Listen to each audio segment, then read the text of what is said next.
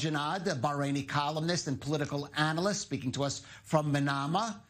And we're also going to focus on Syria. Joining us is Omar Al-Muqdad, a Syrian journalist and documentary filmmaker. He also speaks to us from the Gulf, from Dubai in the United Arab Emirates. Well, let's start first, though, with the Gulf, and let me go to Abdullah, because it was very ironic, Abdullah. A lot of people emerged from the Arab Spring saying it looks like monarchies are the most stable form of government in the Middle East. But there was an impact, I would presume, even if it's, I say, perhaps a more evolutionary impact across the Gulf. Talk to us about the Arab Spring in the Gulf.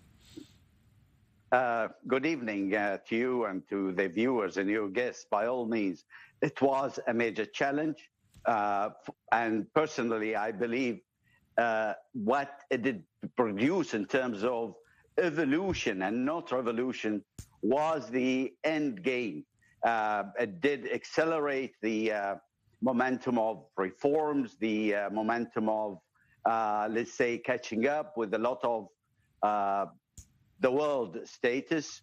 The region is more stable, more able to face its challenges now. And we are more current and more present in affecting policies in the region. And the Abrahamic Accords is one of them. Right. Omar, in Syria, I think it's fair to say that maybe with the exception of Libya, no country ended up suffering more, or the population, or suffered more disappointment from the Arab Spring than Syria, or the Syrian people, we should say. Talk to us about that, because I do remember in the early days of those protests there, people were looking at Syria like, okay, we're going to see here what we saw perhaps in Egypt. And it, of course, didn't turn out that way. Well, thanks for having me back on, Calev. Of course, the outcome of this peaceful demonstration that we witnessed in Syria, that took place in Syria on 18 March 2011, came into a major disappointment for millions of Syrian people.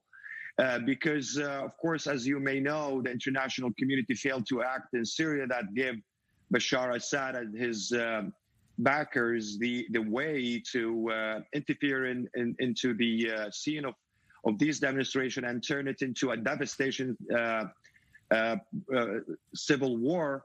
And unfortunately, that came as also a result of allowing Bashar Assad to use radicalism and Islamism as a justification to commit crimes against the humanity in the country, against the Syrian people, and to attack the civilians, and to use also the deadly force against innocent civilians in these towns and cities.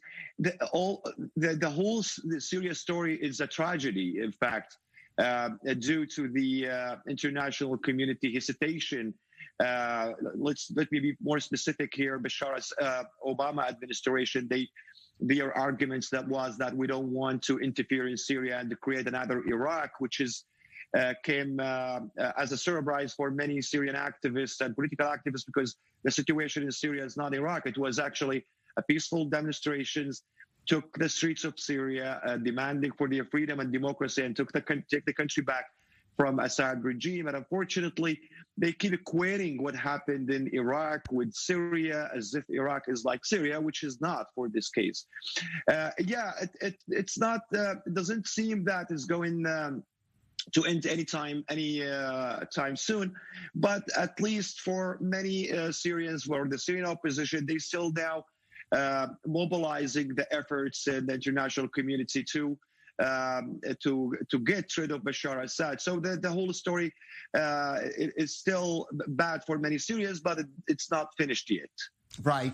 Now, Abdullah, some of those early hopes for democratization led to an empowerment in some of these societies of more of Islamist forces, radical Islamist forces. In some cases, there was a counter-reaction in countries like Egypt, for example.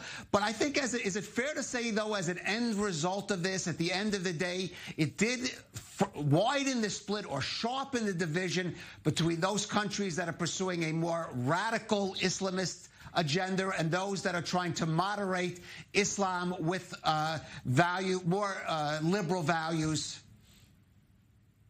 What we need to keep in mind, Khalid, the whole Arab Spring is nothing but a catalyst to divide the Middle East between two major powers, or assuming that they are major powers, to sustain from the point of view of their major, unfortunately, backer, which was Barack Obama at that time, to split it between Iran and Turkey down the divide of the Sunni Shia. And it wasn't with total disregard to what that means in terms of total destabilization for the whole region to come, let alone what those countries going to suffer or its people. That's why we stood up to what the Arab Spring represented at that time, and we should President Biden consider re-implementing or reigniting something like this through a third Obama administration, the United States will need to invade now directly should they decide to. What we have achieved is major. Our stability had contributed to stabilize Egypt. Now we are engaging countries like Iraq to restabilize it with a long-term objectives. We are engaging in Libya, Tunisia, aiding those two countries to come and face their Arab Spring mischiefs, or let's say divides or misbalances politically and socially. We are not going to interfere in their national affairs, but should they need any support, and we have shown that in so many occasions, that we are there to aid and assist. Right. Also, if you want to see another sort of preventative or policies that the GCC countries could play, you have seen what took place with regard to stabilizing or establishing the footing ground, the new process for the Moroccan and the Algerian to work out the issue of the Sahara issue and the Polisario. All right. I want to, Omar, let's remember the Arab Spring started 10 years ago today with the act of one individual. And it's in its very earliest days in Tunisia and maybe a little bit in Egypt. In its early days, it seemed to be about the individual rights. But very quickly, that issue sort of dropped off the agenda of the Arab Spring, unfortunately. But is any of that spirit still left in the region? I mean, is it there, submerged? Has any of that survived, perhaps for the future?